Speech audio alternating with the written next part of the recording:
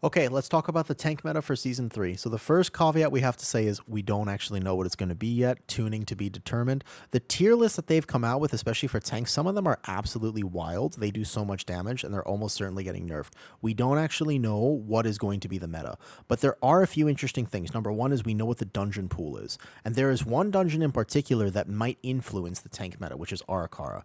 There is a tank that is particularly good at that, but when we look at the dungeon pool, we kind of look at what's going to happen. We don't know what the new dungeon is quite yet. We're going to test it on the PTR next week. And then there will certainly be class tuning. There are a few things that we can take into account to predict the tank meta. So that's what we're going to do right now. We're going to predict the tank meta. All right. What do you think is going to be the number one tank next season? Without nerfs, it is unfortunately still going to be VDH. Here's why. VDH is the meta tank right now for a reason. Aldrachi tier set is actually fine. But in my opinion, this is not going to happen. It's just if nothing changed right now, realistically, there's a very good chance that you just carry over season to season. But historically in World of Warcraft, there's never been 2 seasons in a row where the same tank was meta, like truly meta, twice in a row, except for a Fated season. And the last Fated season was literally VDH and then VDH. And VDH has not actually been that bad. Even last season, it was actually adequate. It was not the worst tank last season. I don't think they're going to let this happen. I think what's going to happen is they're not going to nerf the tier set from VDH. What they are going to nerf is the actual base kit of VDH. Something's getting nerfed here. I don't think it stays this way. I have a feeling that VDH is going down A or B. That is my personal theory. I have nothing to back this up except speculation, and let's just call it hope, because I don't really like VDH as a tank. It's not really my cup of tea. That being said, what is actually going to be the meta tank? Well, hear me out. Hear me out. Hear me out. Hear me out. Hear me out. Prot Pally, you're like, there's no way. First of all, Prot Pally was meta last season. But there is an interesting thing that you have to think about, which is the fact that Arakara and Dawnbreaker are in the dungeon pool. There is no better tank for Arakara and Dawnbreaker. Prot Pally is literally the best tank at that. Prot Pally is also capable of living a high floodgate. It is actually capable of living Big Mama and a few of the other things that we know floodgates in there. Yes, Priory of the Sacred Flame exists. I know. It's not exactly the best for Prot Pally, but did you know that they've already changed Priory to the degree where we might be going to the right side instead of the left side? We might actually be going right side next season in Priory. That would be a hell of a change. And what would happen is interesting is if we go right side, you don't have to deal with the magic hit on top of the bleed on the first boss. It's now just kicks. There is a world where that could happen. If that happens, all of a sudden the first boss is not impossible for Prot Pally. The bleed is actually, it's manageable. It really is. You have Dwarf, you have Bob Rachel, you have a few options as Prot Pally. So you'll also have Meld Potion available next season, which is also one of the reasons that VDH is currently meta right now is because Night Elf exists, because you need Meld on your tank to do most of the skips in almost every dungeon. Meld Potion exists next season. So all of a sudden, tanks like Prot Pally or even Blood DK have the potential, right? Or Blood DK already could, but basically tanks that couldn't before, Prot Pally in particular, have the potential to actually use Shadow Meld. So that is interesting. I'm just throwing it out there that Arakara exists. The grasping slashes at the end of Arakara, let's say it doesn't get nerfed. Prot Pally is the best tank for that. The second boss, Spell Ward, Bop, amazing utility. Sack for the big single target dot that happens on the second boss while your healer is moving, amazing. The first area, the very first pull of Arakara, there are 2 casters in the back that need to be either gripped in, and DK doesn't have a bomb limb anymore, so how are you gripping those casters in? A sigil isn't going to reach them, actually, with VDH. There's the big mini-boss who can't be CC'd with a sigil anyways. So all of a sudden, Prot Pally, I just think that Prot Pally and Arakara is like the best tank. It's like it has the Poison Dispel, it has Righteous Protector as a talent for Blessing of Sacrifice, preventing the poisons. It has a lot of really good value. In Dawnbreaker, what's the hard part of Dawnbreaker? Aside from the actual bosses, the second boss in particular, the hard part of Dawnbreaker is the Umbral Rushers in a church, which are spell blockable. And Prot Pally can play 100% spell block, and Warrior no longer has spell block. Interesting. So I'm just saying that Prot Pally, actually, in my opinion, based purely off the dungeon pool, has some very interesting niche utility that other tanks do not provide. And tanks are often, the meta tank is not always what technically is the sturdiest tank. Like VDH is not, I'm going to argue that in a lot of scenarios, VDH is not even the tankiest tank right now. It just provides what the group needs. And magic damage is at such a premium, we don't really, there's some comps that play Fizz, and they don't run VDH. So I think that VDH is going to, first of all, fall from grace. And second of all, I think that Prot Pally is actually going to be sitting much higher than people think it is. I know most people are writing Prot Pally right here. I don't think that's true. I just don't think, I think that's a misunderstanding of how they're going to do this. A, Prot Pally might get buffed. The tier set will get nerfed. I'm hoping Prot Pally actually gets brought up because everybody's complaining about it. So actually, you know, at this point, if you're watching my video, just turn it off because we can leave Prot Pally and Prot Pally will get buffed and then we can play Prot Pally again. It's a super fun tank to play. I actually love playing Prot Pally. But I'm going to put Prot Pally right here. I think VDH actually goes to A, and if they nerf it too heavy, it goes to B. Now, Brewmaster is a complete wild card. They are going to rework it. I read the rework. I've played Brew a little bit. I don't know if the rework is going to be enough. The problem is that fundamentally they have not addressed the issues of Brew. It still does not have any AoE disrupt, aside from a Ring of Peace and a leg sweep, which are minor. It does have Poison Cleanse for Arakara, which could be very important depending. Remember, last season, we had Prot Pally and we had a Resto Shaman. If Resto Shaman is not good and Prot Pally is not the tank, you might be really hurting for those poisons in Arakara. It's a pretty big deal. It might actually be required that you need somebody who can dispel poisons. What if you're almost certainly going to have a Druid in the comp based on the Druid buff alone, but the Prot Pally, if you don't play that and you're not playing a Shaman, all of a sudden you're running with a Priest Healer again or whatever. I don't know. I'm just saying that we don't know what the new dungeon is either. The Eco Dome, maybe that has poisons in it. We don't know the Dispel profile of that. Dispel profiles have a big bearing on tank meta, but Brew does technically have Poison Cleanse. It has Tiger's Lust for the Grasping Slashes. I think that given the fact that they're reworking it, they're not going to let Brew be over here. I think that Brew is going to be sitting much higher this season, personally speaking. Now, here's where it gets interesting. Bear and Prot Warrior. In my opinion, these two tanks got actually the best defensive tier set. They're the only two tanks that got big defensive value outside of their major cooldown. So Bear gets the Elun's favorite tier set in Mythic Plus, which makes them even tankier. Bear was already one of the tankiest tanks, if not actually the sturdiest tank this season. I know, you're like, no, it's not. Yes, it is. There are some very niche scenarios where it isn't, but genuinely, if you don't think that's true, go level a Bear right now and play it for the end of the season. You'll be like, wait a second, I don't need a single healer.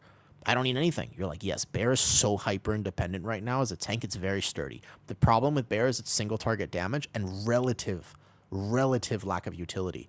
But it does have a lot of what Demon Hunter has. It does. It has Sigil of Chains on borderline the same cooldown with the Vortex Typhoon. It has In-Cap Roar, and if you play it, because you don't need to be Meld, you also have a War Stomp available. War Stomp actually can save a lot of pulls as a Druid. In my 18 Priory, I told my Resto Shaman, granted, not a 20 Priory, just an 18. But in my 18 Priory, I told my Resto Shaman, I was like, you don't need to keep Earth Shield on me. I was like, you're fine. Like, don't worry about it. You can just keep it on a DPS because I'm that tanky on Bear. Like, Bear is so tanky right now that it has the niche of if tanks are getting hurt next season and you need a tank that can just live, I think that Bear is probably the sturdiest tank for that, especially with the Elun's favorite tier set. So I'm going to put Bear in high A tier. I think that Bear, because it will always have that fallback of A, providing a Druid buff. So if Boomy or Feral or Resto Druid are kind of not like super good, one of the reasons that Bear is not played as much right now is because Boomy is such a dominant force. Also, one of the reasons that Demon Hunter is S tier is because Boomy is so good. You gotta understand that tank meta and healer meta are oftentimes determined by DPS meta. It's not just simply, oh, which tank is the best tank. Like right now, the highest DPS tank is what? Prot Warrior. Prot Warrior is the highest current DPS tank, but it's not even the meta tank because you don't really need Battle Shout in your group. So even though this tank does the most damage, what you provide to your group is more valuable than your little bit of min-maxing as a tank. It's fun to do damage as a tank, but in general, if you provide a group buff that's valuable, that's more important.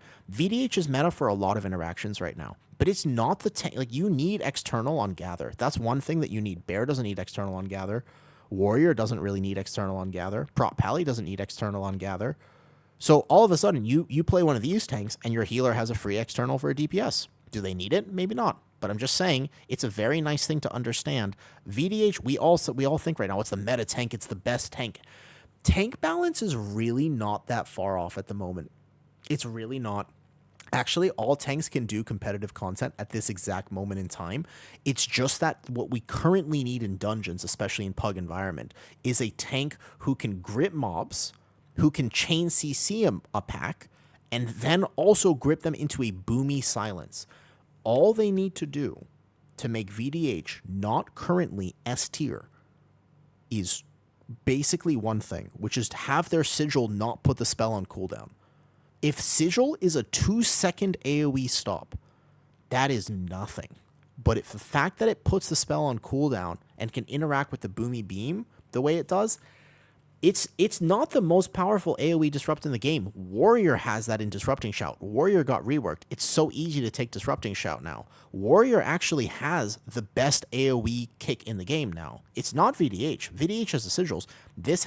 It also has a very short shockwave, which doesn't count as a DR because it knocks things up with Colossus. And you're definitely playing Colossus. The Mountain Thane set is literally so bad that you are definitely playing Colossus. Warrior also, because of their tier set, got huge self-sustained value. They're going to be a lot less reliant on a healer, and they already kind of were pretty independent. If you weren't greeting your damage too much in battle stance, like you were already pretty tanky. The removal of spell block only matters for like 1 or 2 niche scenarios, and if it's 1 or 2 niche scenarios, you can make it work. And before you say, oh yeah, but prot paladin in the first boss of Priory, or prot warrior in Floodgate, how are they going to deal with Big Mama without spell block? VDH literally dies on almost every pull without their healer watching them or a very, very, very, very perfect gather. Yet you make that work because it's what you need to do to make it work. So if there's one instance where a tank cannot tank, you will find a way to make it work with some creative thing, whether it's perfect externals from your healer, whether or not it's just your defensive rotation. Like Prot Pally has a bunch of options and buttons for first boss of Priory. If there's 1 or 2 things, even if you have to, and I dare say, I know, don't come at me in the comments, okay? Any Prot Pally enjoyer, what if you have to play Sentinel for Priory? The timer in Priory is pretty free. So what if the way you live is you play Sentinel, Dwarf, and a Bop cancel macro, and maybe Evoker is good? What if Prez Evoker all of a sudden is the meta healer? Then you have a Cauterizing Flame and a Stasis, and then all of a sudden that first boss is a joke. So we can't decide that Prot Pally is simply not good because it can't do a single boss. You will always find a workaround. You'll always find a workaround for this. A plot twist, it's not this video, but Prez Evoker has actually got like a giga tier set. As long as they don't nerf that, like, I don't know, Prez Evoker is actually sitting pretty. Nobody plays it right now, but it's actually very good, okay? Listen. Back to the tanking, though. Let's actually rank the tanks at this point. If no changes, it looks something like this.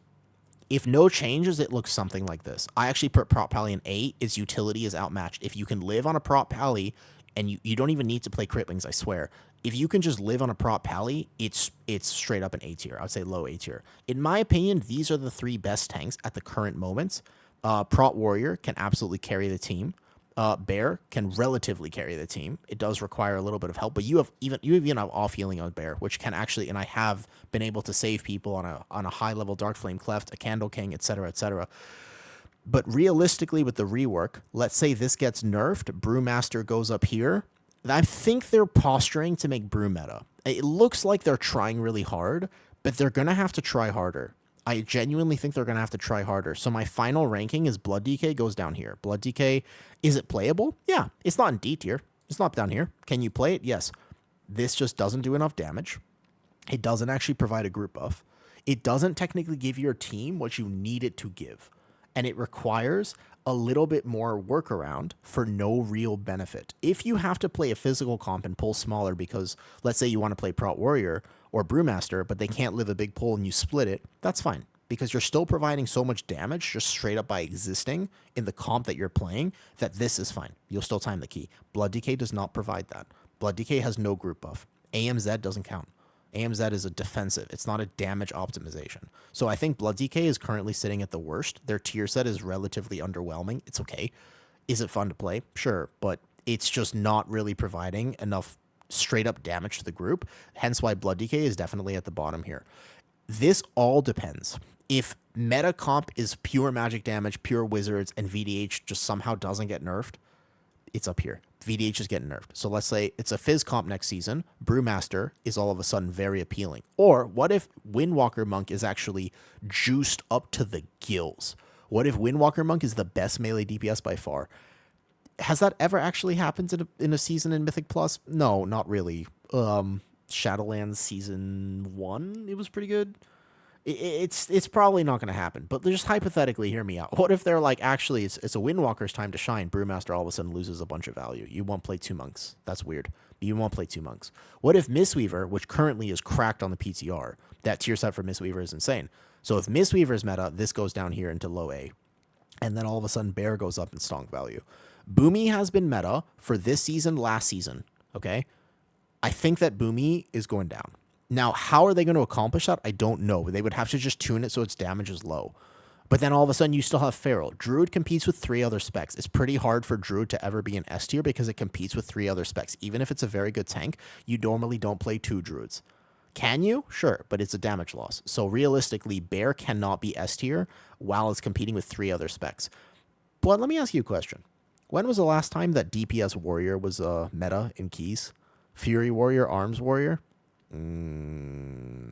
So Prot Warrior, in my opinion, is actually a pretty safe bet for next season.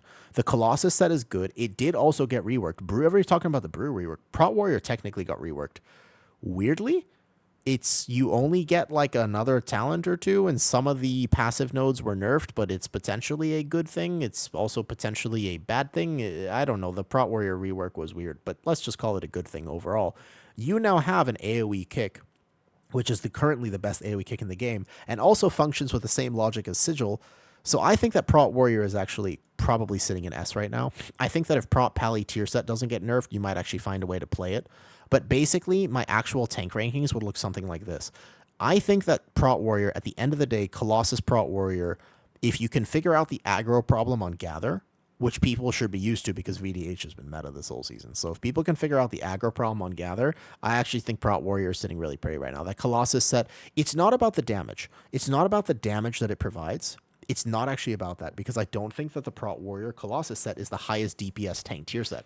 It's not that. It's that it kind of gives Warrior something it has been missing, which is just a lot of passive self-sustain in big pulls. And that's something Warrior hasn't had. It hasn't really needed it because it's just very tanky. But I think that a good Warrior currently is actually going to be able to do quite a bit for the group. The dungeon pools are fairly favorable to Prot Warrior. The main issue is it doesn't have a Poison Cleanse. It doesn't have a Dispel. If Arakara is the only dungeon that requires it, fair enough. The other problem with Prot Warrior is that it gets absolutely shredded in Dawnbreaker. Dawnbreaker, the Umbra rushes. I don't know exactly how you deal with it, but once again, you will find a way to make it work. But Warrior is not exactly renowned for dealing with that place. There's a few things that I can think about as to why, but realistically, all the tanks have their niches and are pretty well balanced except Blood DK. I don't think Blood DK, they would have to significantly buff it or change numbers. They would have to, just numbers would have to go significantly up for Blood DK to ever to be meta. It's probably not going to be. I think it's probably between Prot Warrior and, like I said, don't count Prot Pally out. Remember the first part of this, the dungeon pool and what the group requires tends to determine tank meta. Prot Pally does provide what the group needs a lot of the time. If you can make Prot Pally work, here's the rule. If Prot Pally is competitively tanky and does competitive damage to other tanks, it is almost always certainly the meta tank because its utility kit is outmatched and it still has all that utility. It got nerfed in its tankiness, but we're scaling really hard next season. What if the next season tanks don't really need to be that tanky because your healers become very powerful? They don't actually tune the dungeons that high. They said in a recent interview that this season, they're good with this season and how tanks are feeling this season. The season was pretty chill for tanks. There weren't a lot. There's Priory First Boss, Big Mama Floodgate, etc., a few instances. But Prot Pally has very, very, very, very good cooldowns that you can rotate on most things like that. So I'm just saying, when you put all the pieces together, I actually think Prot Pally is sitting very pretty at the moment. I think both hero talents, that's the other advantage, is both hero talents are good. Lightsmith is good, and Templar is good. So you can play either of them, which also gives you some flexibility, depending on what you need. Prot Warrior, you only have one hero talent choice. Bear, you only have one hero talent choice. And Monk is going to be playing Shadowpan. So it's like, you actually have options, right? And Demon Hunter is most likely still playing Eldrachi. Both tier sets are fine for them. But if I stop and think about it, I would say something like this is give or take my meta prediction. Those are my thoughts on it. Genuinely, what do you think? The way I try to think about it is based on how long I've been playing this game, based on how I see the trends going. This is what I would predict. all numbers can be tuned, and so we'll see. But I genuinely am curious, did my thoughts make sense? This is my first time ever actually making a tier list or a video like this. It's much more of a conversation at this point until we see actual numbers and we test on PTR. It's much more of a conversation than it is. I'm obviously telling you like, oh, I know for sure what it's going to be. But my thinking and my belief systems basically lead me to believe this. So tell me what you think. I'm curious. There's a conversation in my Discord around this right now. So if you want to join the Discord, you're more than welcome to. Otherwise, I'm streaming every day. I'm so excited to test PTR. I've been craving it all time. I'm like saving myself like somebody saves themselves for marriage. But those aren't jokes for YouTube. Those are jokes for Twitch. So we're going to keep those over there. All right, guys, have a great day, and I'll see you next time.